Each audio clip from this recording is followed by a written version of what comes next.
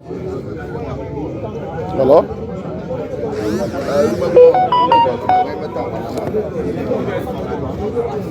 This man won't talk this word. So all the police went here, they don't get mad to talk. Make I talk now, make them lock me now. Make my family obey me. I don't get joy you. I don't go hide anything for you. Don't worry now. If I catch full and Good day, everyone. Today is the 29th day of March 2024. You know, in some of my videos, I told you people that time will come, Nigerians will begin to police themselves. Time will come, Nigeria will begin to act like judiciary to themselves. They will begin to act like soldiers to themselves, because in any country that there is no rule of law, where the security agencies are not reliable, where the judiciary are not reliable, people will always resort to self-help.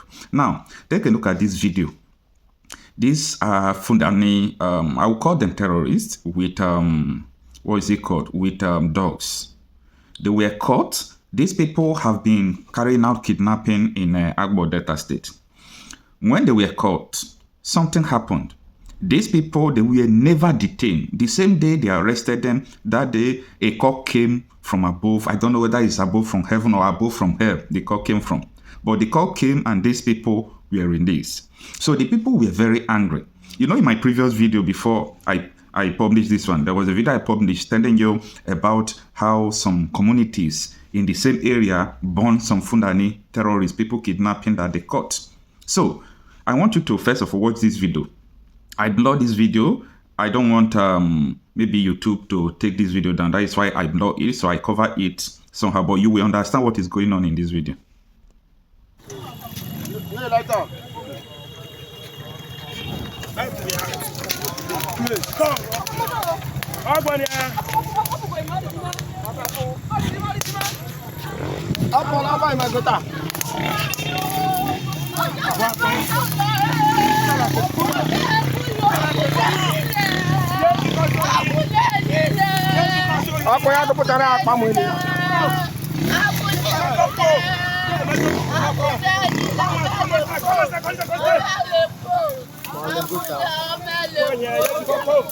Go die for that.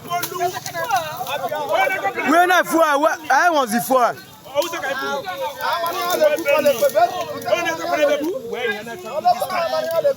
One no like back here for money. As you keep us for bush. You don't know, say yourself go die. As you keep us for bush, you don't know, say you go die. Danya go ta o, Danya go ta. Danya me po afo. Don't me po afo. Danya go ta o.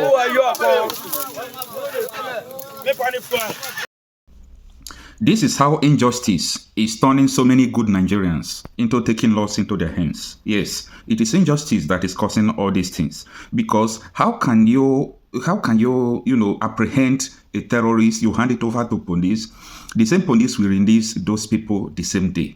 I mean, terrorists that have been killing people, have been adopting people, taking ransom, doing all sort of things. So the system is already bashed. There is nothing working. So I don't blame people taking laws into their hands, because if the terrorists who are kidnapping you, the security agencies did not come and arrest them, and you yourself in your patriotic nature, without arm and everything, you took the risk to go to the bush and apprehend these kidnappers. Then when you apprehend them, you did not kill them, you did not hit them, because you are a law-abiding citizen. You handed them over to the police. The only thing police could do is to just receive a call or call, I don't know whom they call, and they release them.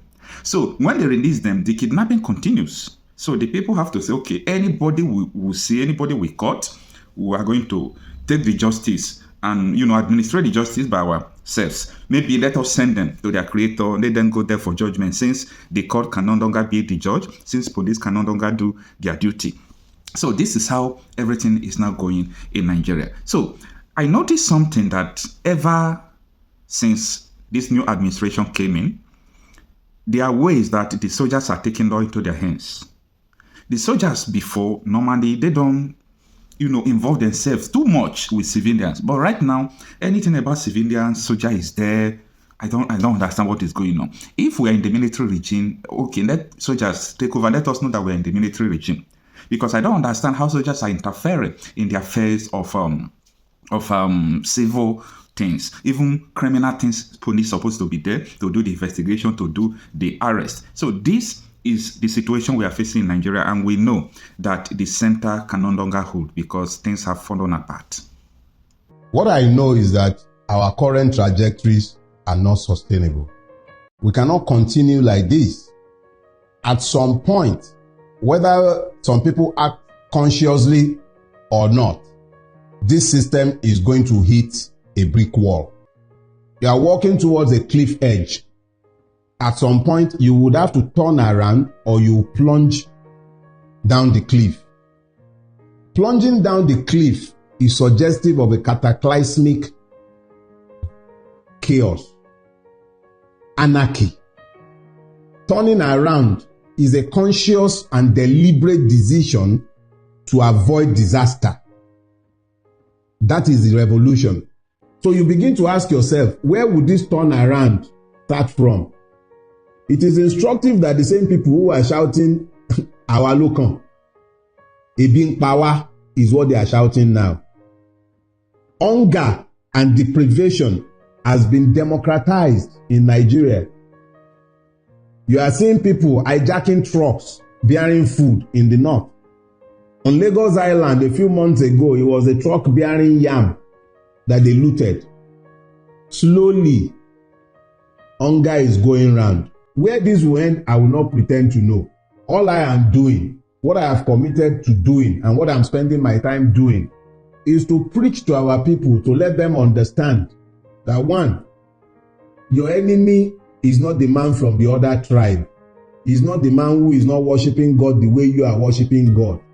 Your true enemies are the ones in government houses and offices, stealing your commonwealth and squandering your future. At some point, something will give. I don't know which it will be. It might be that we fall off the cliff edge, or it might be that we turn around. I would prefer a revolution in Nigeria. I wouldn't want us falling off the cliff edge. Especially as it concerns security. You must have an enabling environment in order to do anything. So you cannot take someone that is virtually senile and another person that has been associated on several occasions with funding terrorism. That is Kashim Shettima. Kashim Shettima, we should not forget Kabiru Sokoto. Kabiru Sokoto was one of the most wanted terrorists, and he was found and arrested in his house. Let us understand and let us not forget, this terrorism, this banditry, this carnage is not just happening by mistake. It's a multi-billion-dollar industry. A multi-billion dollar industry because it takes a lot of money on defense budget. It has a lot to do with the sale of drugs. It has a lot to do with mining and illegal bunkering and illegal and illicit mining. And look at the areas that are generally affected by this. Take the Northeast, for instance. In the Northeast, you have the blue diamond. That is a strategic mineral. You have oil at the Chad Basin that is being explored right now, but illegally. You have Zamfara. If you go to Zamfara, Zamfara has more gold than Ghana. Zamfara's gold is being traded in Dubai and other parts of the country. There is a market called Nigerian gold in Dubai. Go and check. So who is doing this mining? Most times they are the governors, the people in power. They are the ones doing it in connivance with foreign mercenaries. Can you remember?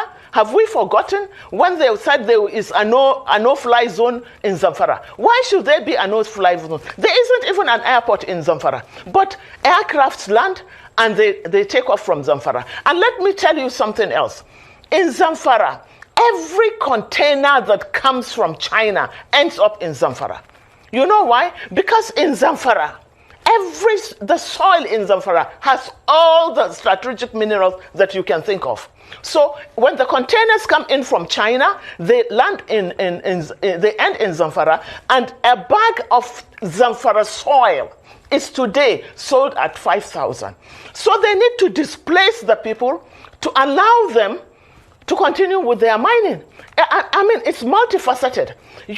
And these are people that one has been severally accused of harboring terrorists, even recently. And why? Let us ask, why should Shatima be visiting, along with his governor, be visiting and making a solidarity with a police officer that was being tried for drug trafficking? Why? So you begin to put these things together, and you begin to understand why Nigerians must retrieve their country.